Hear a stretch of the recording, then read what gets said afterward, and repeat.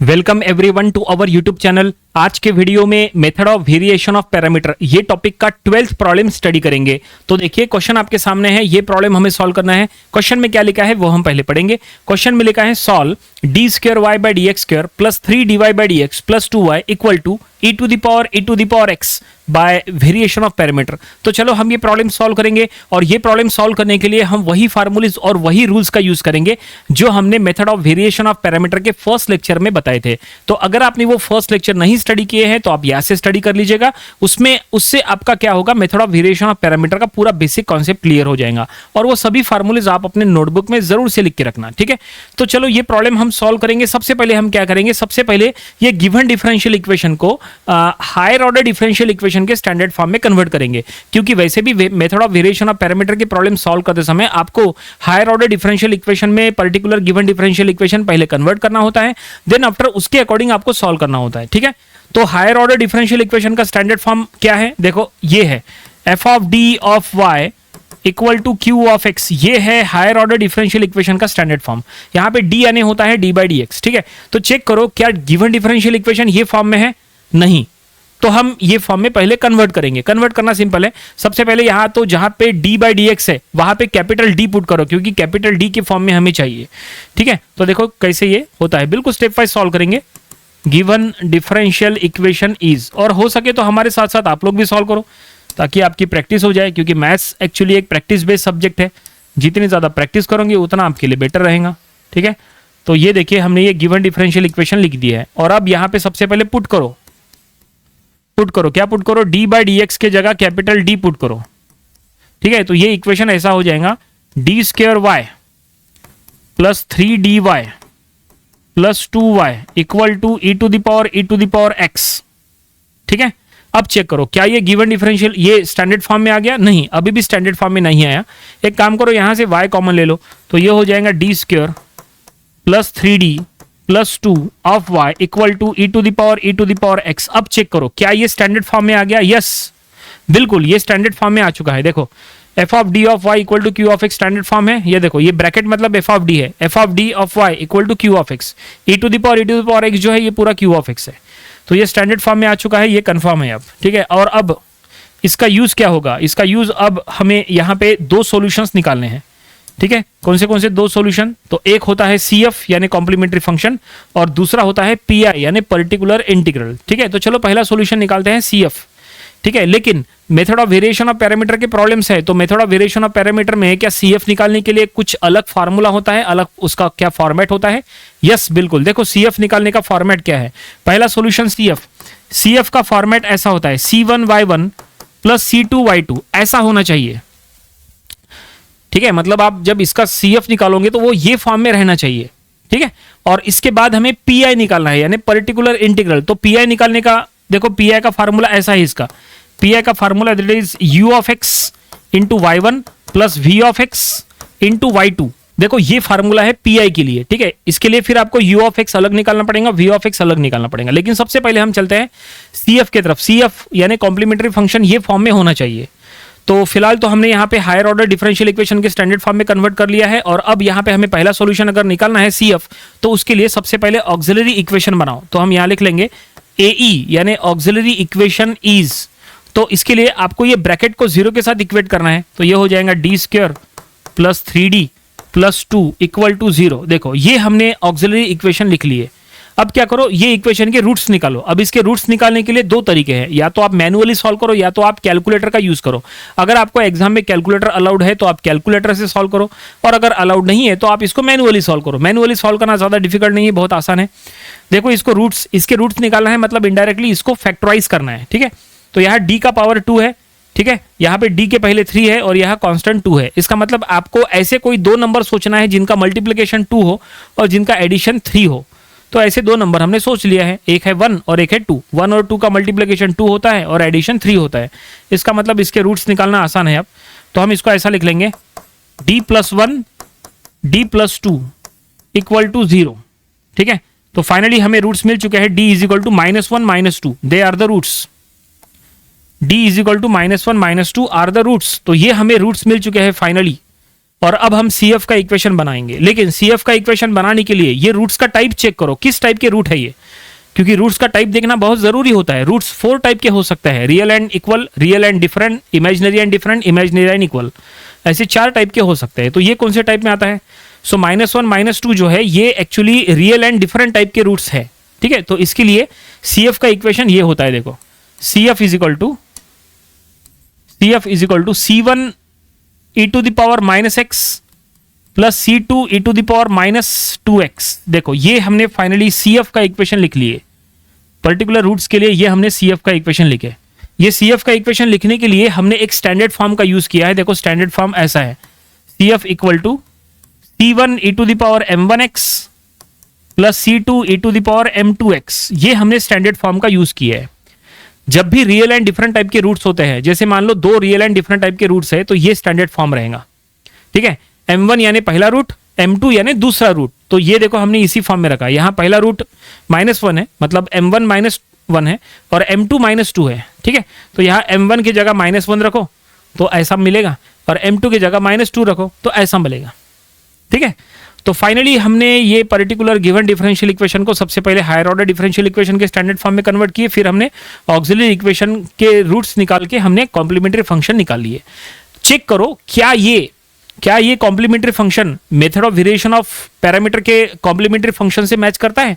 Yes, बिल्कुल। देखो method of variation of parameter का कॉम्प्लीमेंट्री फंक्शन ये स्टैंडर्ड फॉर्म है, C1y1 C2y2। क्या ये वो फॉर्म में है? यस, बिल्कुल है, बिल्कुल है। आप देख सकते हैं ये C1 तो ये y1, ठीक है, C1 ये y1 है, ये C2 और ये y2, मतलब y1 y2 मिल गया।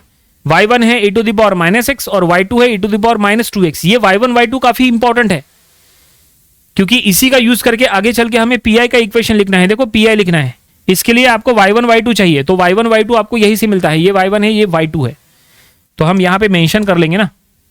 तो हियर y1 क्या है? वो है e to the power -x, and y2 क्या है? वो है e to the power -2x। Mention करना पड़ेगा आपको, ठीक है, ये आपको मेंशन करना पड़ेगा। तो ये हमने y1 मेंशन करे और ये हमने y2 मेंशन करे।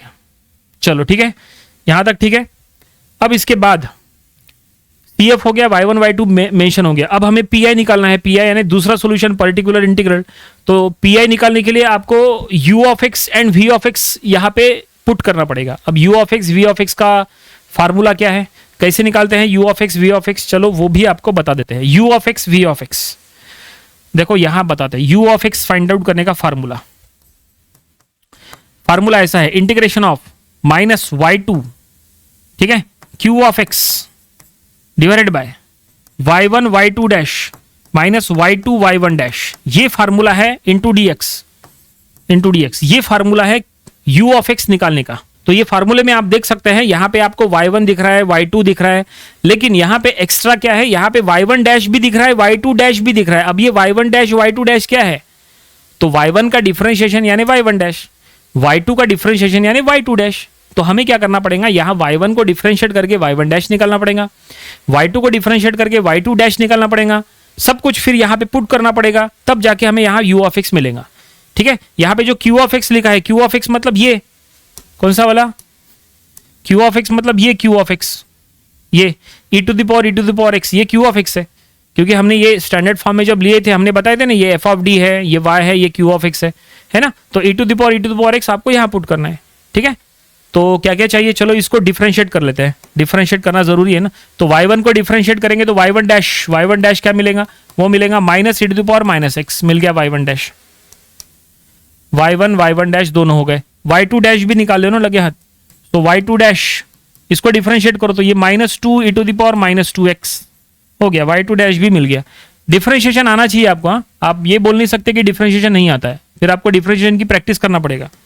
डिफरेंशिएशन इंटीग्रेशन तो कॉमन है ना, तो इसीलिए आपको इसको हटा देते हैं, वो सब आना चाहिए, डिफरेंशिएशन इंटीग्रेशन के बिना कुछ नहीं होगा। तो ये फिलहाल हमने यहाँ पे y1 dash y2 dash find out कर लिए। ठीक है, ये y2 डैश समझ में आया ना। एक्सपोनेंशियल का डिफरेंशिएशन, एक्सपोनेंशियल खुद होता है लेकिन पावर को डिफरेंशिएट करना पड़ता है ना, तो पावर में -2x है, -2x का डिफरेंशिएशन -2, वो हमने सामने लिख दिया। ठीक है, लेकिन अब हमें यहाँ पे पुट तो करना है u ऑफ x निकालने के लिए, v ऑफ x निकालना है ना, तो v ऑफ x के लिए भी कुछ ऐसा ही फार्मूला है, उसमें भी आपको ऐसे कुछ करना है, थोड़ा बहुत बस चेंज है, क्या है बताएंगे। लेकिन एक काम करते हैं, यहाँ पे जो डिनोमिनेटर में जो लिखा है, डिनोमिनेटर में क्या लिखा है देखो, y1 y2 dash minus y2 y1 dash लिखा है ना, इसको पहले सॉल्व कर लो अलग से, इसको पहले सॉल्व कर लो। तो हम यहाँ लिख लेंगे now y1 y2 dash minus y2 y1 dash, इसको हम पहले निकाल लेते हैं।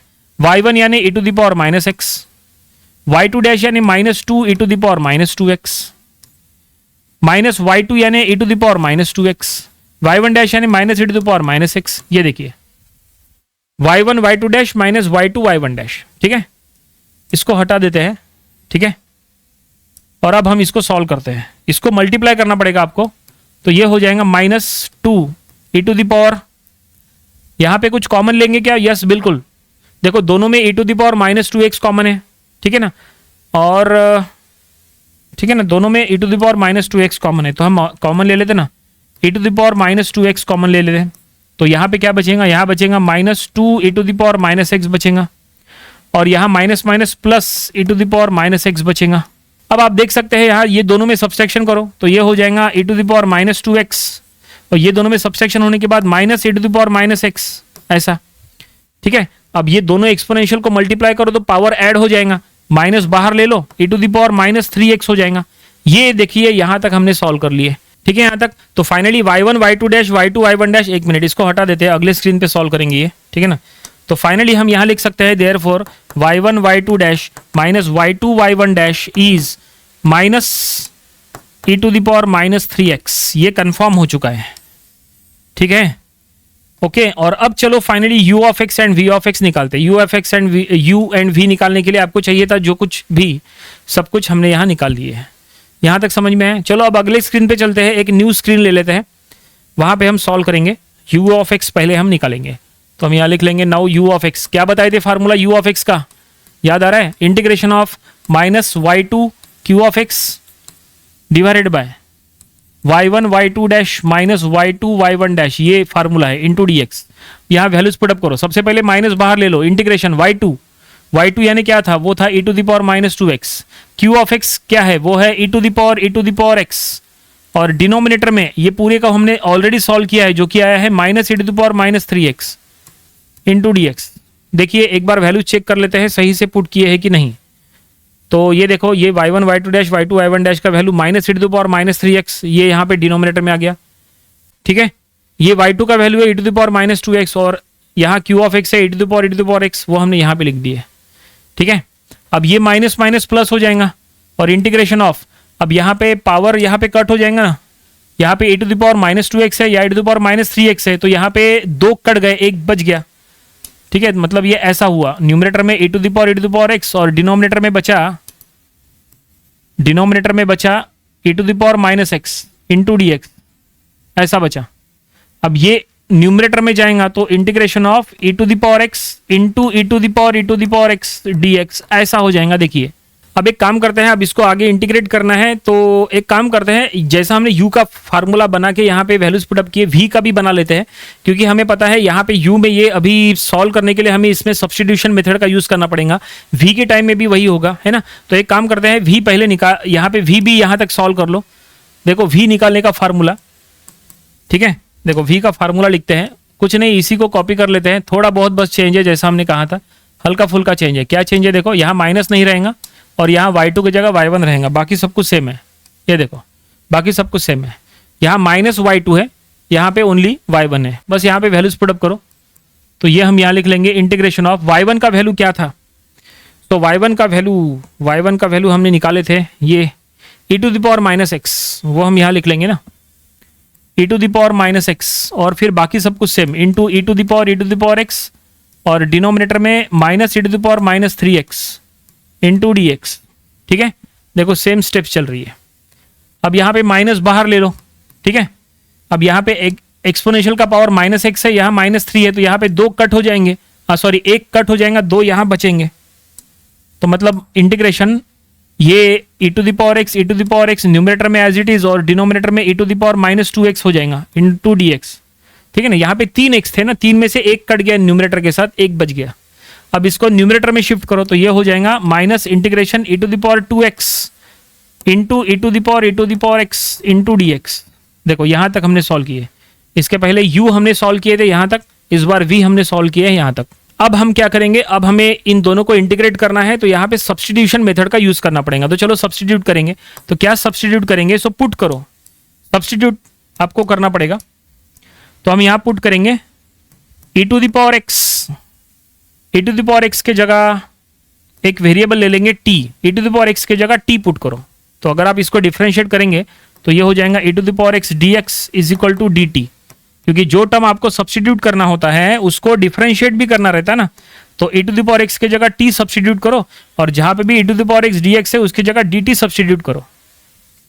ठीक है, दोनों में पुट, ये जो हमने लिखा है put this in u and v, u और v दोनों में ये सब्स्टिट्यूट करना है, दोनों में सब्स्टिट्यूट करेंगे और दोनों को एक साथ सॉल्व करेंगे। आप चाहे तो दोनों को अलग अलग भी सॉल्व कर सकते हैं, कोई दिक्कत नहीं है। तो ये हो जाएगा integration e to the power x dx के जगह आ जाएगा dt और ये हो जाएगा e to the power x के जगह e to the power t into dt। बस u में बस इतना ही रहेगा, क्योंकि यहाँ e to the power x है ना। तो यहाँ पे जो एक्सपोनेंशियल के ऊपर एक्सपोनेंशियल है ना, इसके जगह t आ जाएगा। देखो यहाँ पे t आ जाएगा और e to the power x dx के जगह dt रख दिया हमने। ठीक है, उधर चलते हैं v में। तो अगर आप यहाँ देखेंगे v में तो सबसे पहले माइनस बाहर है, इंटीग्रेशन, ये e to the power 2x है, तो e to the power 2x है ना, तो एक e to the power x जो है वो dx को दे दो और एक बचेगा। तो e टू द पावर यहाँ पे एक e to the power x बचेगा तो उसकी जगह t लिखो और ये into e to the power t लिखो इंटू dt। यहाँ पे गलती मत करना बस। देखो हम यहाँ पे एक काम करते हैं, आपको इसको स्प्लिट करके बता देते हैं। इंटीग्रेशन ऑफ, माइनस बाहर है, minus integration of e to the power x into e to the power x into e to the power x। थोड़ा सा इसको इधर कर लेते हैं ताकि वो थोड़ी सी स्टेप आ जाए वहाँ पे। हम आपको यहाँ पे स्प्लिट करके बता रहे, फिर हम उसमें सब्स्टिट्यूट करेंगे। ठीक है, इंटू dx, ये देखिए। तो यहाँ पे हमने e to the power 2x को स्प्लिट कर दिया, e to the power x दोनों अलग अलग लिखे हैं। ठीक है, तो एक e to the power x और dx के जगह लिख दो dt, है ना, वो आया। और ये e to the power x के जगह लिखो t और ये e to the power x के जगह लिखो e to the power t, वो हमने की है।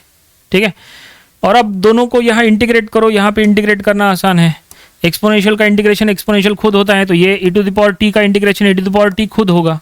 तो ये सिंपल सा इंटीग्रेशन था। तो आप चाहे तो आप t का वैल्यू यहाँ पे पुट कर सकते हैं, e to the power x, ये हम यहाँ पे अब लिख सकते हैं। ठीक है, ये इधर कर लेते हैं और ये हमें फाइनली रिजल्ट मिला है। ठीक है, और इस तरह से हमने यहाँ पे इंटीग्रेट कर लिया है। ये पहला रिजल्ट मिला है u, e to the power x। अब यहाँ पे क्या आएगा, यहाँ पे अगर आप इंटीग्रेट करोगे तो डायरेक्टली इंटीग्रेशन नहीं होगा, यह है इंटीग्रेशन बाय पार्ट्स करना पड़ेगा। इंटीग्रेशन बाय पार्ट्स का फार्मूला आपको पता होना चाहिए। ऐसे में इंटीग्रेशन, हमने कहा था ना आपको इंटीग्रेशन बहुत ज़रूरी है। देखो इसमें इंटीग्रेशन करते हैं, सबसे पहले माइनस बाहर है, ब्रैकेट के अंदर सॉल्व करो। फर्स्ट टर्म t है, सेकंड टर्म एक्सपोनेंशियल है, तो first term into integration of second term, e to the power t का integration e to the power t। ठीक है, minus integration differentiation of first term का differentiation 1 into integration of second term, यानी exponential का integration exponential खुद into dt।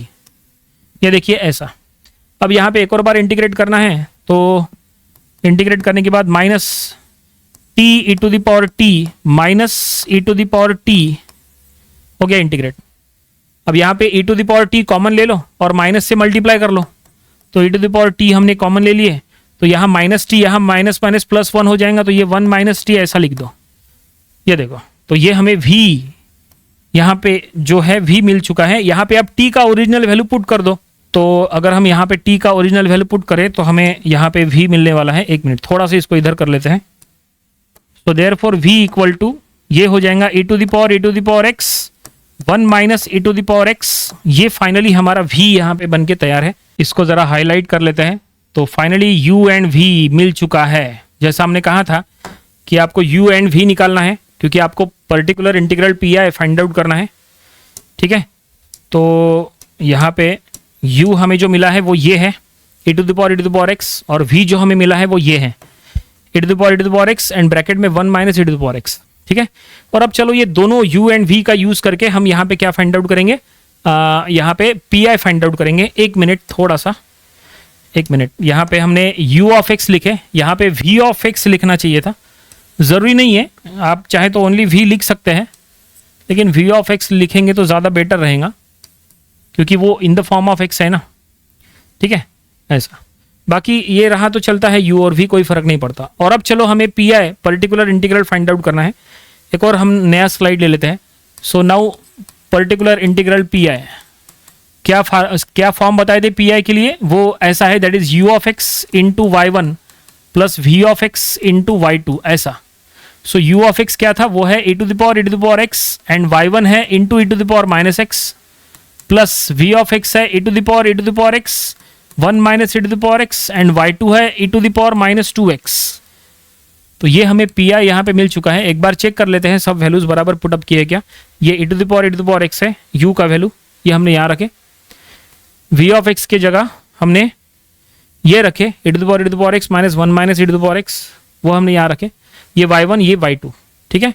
इसको देखो solve हो सकता है क्या, ये अगर ये सॉल्व हो सकता है तो सॉल्व करो। तो यहाँ पे e to the power x common ले लो, ठीक है, कॉमन लेंगे तो यहाँ पे बचेगा e to the power minus x, ठीक है, और यहाँ पे बचेगा plus 1 minus e to the power x into e to the power minus 2x, ऐसा बचेगा।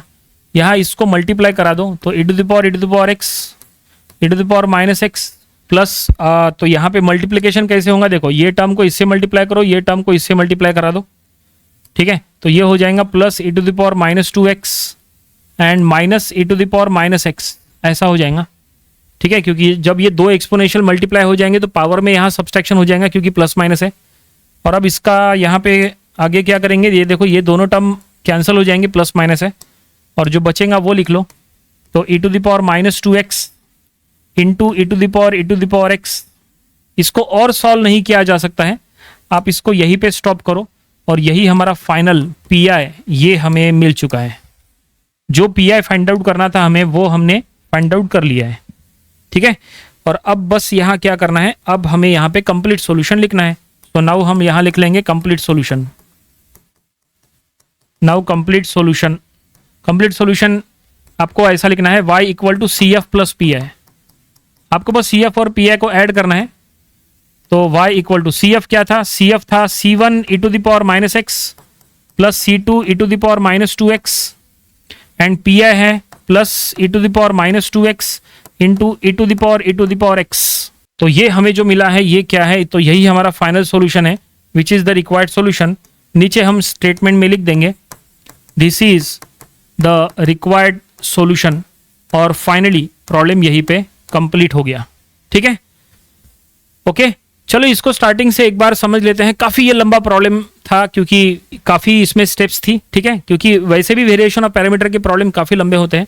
चलो इसको स्टार्टिंग से समझ लेते हैं कि इसको कैसे हमने सॉल्व किया है। अगर आपको अभी भी कुछ अगर डाउट है तो यहाँ पे क्लियर हो सकता है, फिर भी आप हमें कमेंट करके भी पूछ सकते हैं अगर कुछ और एक्स्ट्रा डाउट है तो, ठीक है। तो ये देखिए, ये पहला जो स्लाइड था वो ये था। देखो इसमें सबसे पहले हमने क्या किया, सबसे पहले हमने गिवन डिफरेंशियल इक्वेशन जो दिया था उसको पहले हमने हायर ऑर्डर डिफरेंशियल इक्वेशन के स्टैंडर्ड फॉर्म में कन्वर्ट किए। फिर हमने ऑक्सिलरी इक्वेशन बना के रूट्स निकाले। रूट्स का टाइप देख के हमने कॉम्प्लीमेंट्री फंक्शन का इक्वेशन लेके यहाँ से y1 y2 निकाले। y1 को डिफरेंशिएट करके y1 डैश निकाले, y2 को डिफरेंशिएट करके y2 डैश निकाले। फिर ये y1 y2 dash minus y2 y1 dash करे, इसको सॉल्व करे तो हमने उसका वैल्यू निकाले ये। और फिर u of x and v of x निकालना है। तो सबसे पहले u ऑफ एक्स का फार्मूला हमने लिखे, उसी तरह से मिलता जुलता v ऑफ एक्स का फार्मूला है। फार्मूलेज में हमने वैल्यूज पुटअप किए तो हमने यहाँ तक आए, है ना, और v ऑफ एक्स भी यहाँ तक आए। फिर हमने सब्स्टिट्यूशन मेथड का यूज किए, e to the power x की जगह t पुट किए और यहाँ पे इंटीग्रेट करे। ये काफ़ी आसानी से u इंटीग्रेट हो गया, लेकिन v को इंटीग्रेट करने के लिए हमने इंटीग्रेशन बाय पार्ट्स का यूज़ करी। और फिर हमने ओरिजिनल जो t की वैल्यू थी वो यहाँ पुट करे और u एंड v यहाँ पे हमें फाइनली मिल गया। इसके बाद हमें पी आई यहाँ निकालना था, तो हमने पी आई निकाले। u और v जो हमने निकाले थे उसका हमने यूज़ किए। इसको सॉल्व करके पी आई हमने ये इसको रिड्यूस किया ये फॉर्म में, और फिर हमने कंप्लीट सॉल्यूशन यहाँ पे लिखे हैं। कंप्लीट सॉल्यूशन बोलो या जनरल सॉल्यूशन बोलो तो भी चलता है, ठीक है। और सी एफ और पी आई को जस्ट ऐड करके हमें सॉल्यूशन शो करना होता है। सॉल्यूशन शो करे this is our required solution, required answer, और प्रॉब्लम यहीं पे कंप्लीट हो गया, ठीक है। आई होप आपको ये पूरा प्रॉब्लम, हर एक स्टेप जो हमने सॉल्व किए सब आपको समझ में आया होगा। ये प्रॉब्लम आपको अपनी प्रैक्टिस बुक में जरूर से सॉल्व करके देख लेना चाहिए। आप समझ गए होंगे कि ये प्रॉब्लम्स कितने इंपॉर्टेंट होते हैं, और अगर आप ऐसे प्रॉब्लम्स की घर से ही प्रैक्टिस करके जाओगे तो डेफिनेटली ये एग्जाम में सॉल्व हो जाएंगे। तो ये था method of variation of parameter, ये टॉपिक का प्रॉब्लम नंबर 12। इसके पहले के 11 प्रॉब्लम्स वो भी आप स्टडी कर लीजिए, और इसके आने वाले दिनों में हम इसके और भी नंबर ऑफ प्रॉब्लम स्टडी करेंगे ताकि इसकी और अच्छे से प्रैक्टिस हो जाए। तो मिलते हैं नेक्स्ट वीडियो में। Thanks for watching this video.